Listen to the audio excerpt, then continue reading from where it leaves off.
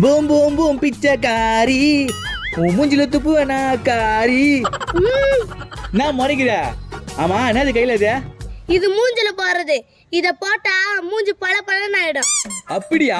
அப்ப மாமா குளிச்சிட்டு வந்துரு, இது ரெடியா வச்சுக்கோ. நானும் இதை போட்டு பல பலன்னு ஆயிடுறேன். இந்த பெப்பி காயில வச்சு உன்னை என்ன பண்ற பாரு.